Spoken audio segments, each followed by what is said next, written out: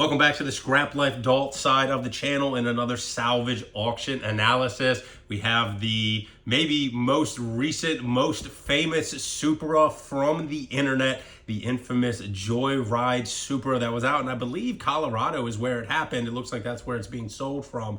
And this was the one, very, very nice, low mileage car, something like 17,000 miles, a crazy twin turbo setup, supposedly 1,000 horsepower north capable car. And the shop that was working on it took the car out for a test drive, a joyride, whatever it might be, and ended up parking it next to a train. And I don't mean in the parking lot at the station, I mean like against one of the rail cars on the tracks. And this thing just went crazy around the internet. There was, lawsuits involved. Some of the stuff was taken down by the shop that was originally working on it. It was a whole big thing. There are other videos on YouTube that dive into that further. If you just search, Supra wreck, you're going to find them pretty quickly. But what I am here for is because this car is running at auction for the second time, and that normally isn't an issue. There are cars on reserve, on approval all the time. This car was a pure sale car. So there are really only a couple scenarios that come up where you have a car that sells on Copart as a pure sale car and it ends up going back to auction. Now, we have had cars that have showed up from Copart that have had additional pieces missing, whether it was a insurance company allowing an owner of the vehicle to come get some of their personalized items. The one instance we had was a set of seats and a steering wheel in a Camaro, I believe it was. There was also another one with an S2000 that was something similar, but I believe the S2000 was thieves, if I remember correctly. But Copart bought the vehicle back from us in the S2000 instance. In the Camaro instance, we ended up keeping the car. The S2000 instance, they bought it back from us. But the car was shipped from something like South Carolina, and then it ended up relisted at a lot in Baltimore because that's what we are closest to. This car never left the Colorado lot. It is the exact same auction pictures. So whoever bought the car, it doesn't look like ever took possession of it. Now, that leaves essentially one of two scenarios. The first one being that it was a broker.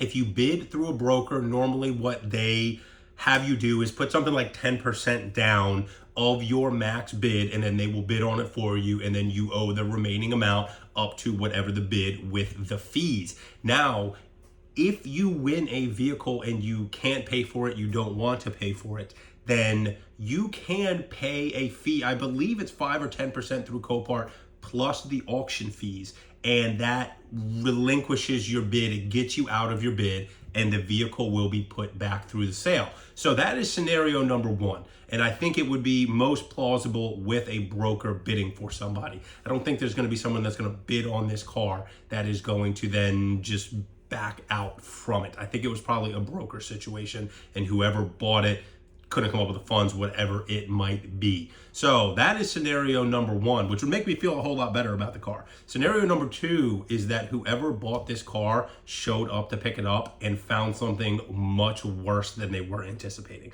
and said, I'm not taking ownership of the car, paid their fees, and said it is better for me to wash my hands of it and walk away. If, they brought the thing out on the loader and it had, something catastrophic on the bottom that, one of the rods is through the pan, or the transmission bell housing is completely exploded, because that's a big value part of this car. And in that scenario, which again is very, very plausible, I'm concerned about bidding on this car again. I still want it. We were in right until like the $36,000 number when this car sold the first time for $39,000 was the bid, and it was a bidder in New York, which New York is a location that there are a decent amount of brokers, which is why I think it is that scenario. But in the back of my mind, you can never be too safe. You always have to just really think about the worst case scenario with some of these auction cars. So I can't get out of my head that it might be the latter scenario where this thing has more damage than it looks, something valuable with the drivetrain, and whoever bought it saw it and said that it was better to pay their fees and take those losses than take possession of the entire car for the amount that they had on it. So It's going to be interesting one way or another to see what this thing does, see if it's maybe some of the same states that are in on it again. I am going to be active on it, but we're going to be a little bit more cautious here. I am not hopeful that we'll be able to get our hands on it, but if it goes for, somewhere less than it did last time, I'm not going to be able to just not give this thing a run, because I want to see how deep the damage goes on this. I truly do. And one way or another, it's running here in just a minute. Here we go. New bidder. We'll jump in just for fun here.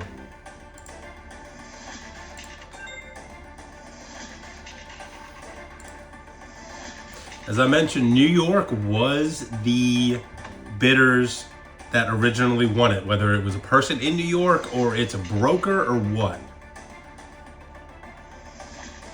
And this is doing about what it was doing last time. I don't remember Canada being in last time though.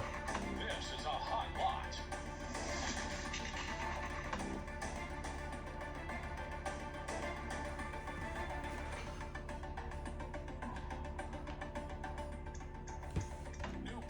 Oh.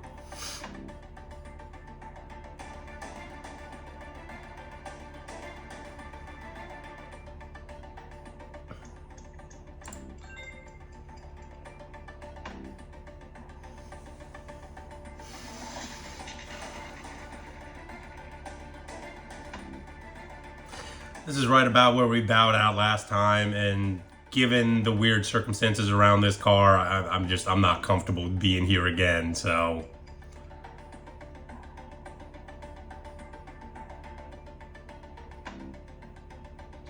Two Canada bidders, okay, interesting.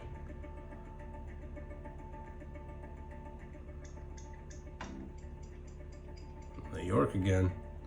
I'm curious if it's a broker out of New York or if it's somebody actually in New York.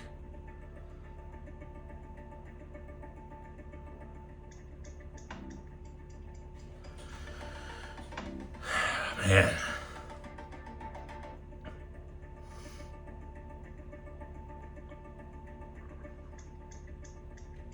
Bonus time. Let's see if New York decides to be a jerk and hit him with the late bonus time. Come on, just for fun. Come on, New York, don't let me down. Yes! I love it. Poor Canada.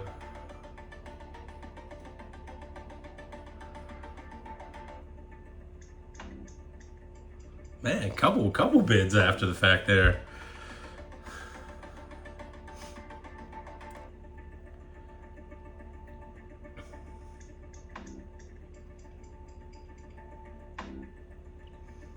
This might sell for the exact same number that it sold for in the first place.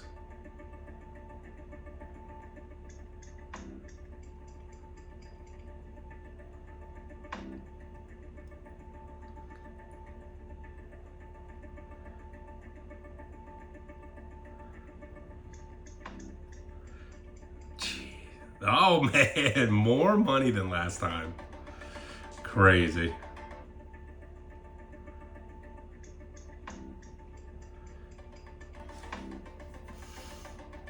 Man, is it gonna get to 40? Come on.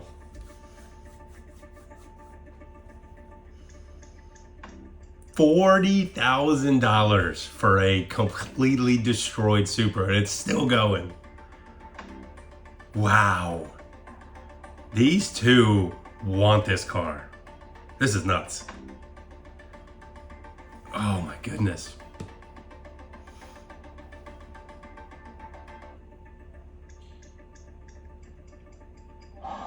Wow. Absolutely just wow. That's all I can say about that. As always, at the end of these videos, I always ask for your input. Obviously, you know mine. I'm completely floored that it went for more money after what happened in the original bidding for the car. So I think based on the Instagram response that I originally got, you guys were shocked at a $39,000 bid, but a $41,000 bid is just even more shocking. I'm curious if the car is ever going to surface again. I'm curious if Somebody bought it for parts, somebody bought it to fix it, exactly what they're going to be doing with that thing. So I guess maybe one day we'll all see it again. And as far as having a Supra here on the channel, I'd like to do it soon. It's just going to be looking for the right car, finding the right car, the right deal. So we'll see what we can find. As always, we got plenty of fun stuff going on around the shop and plenty of good big projects going into the winter here on the main Scrap Life Garage channel. So one way or another, see you all in the next video.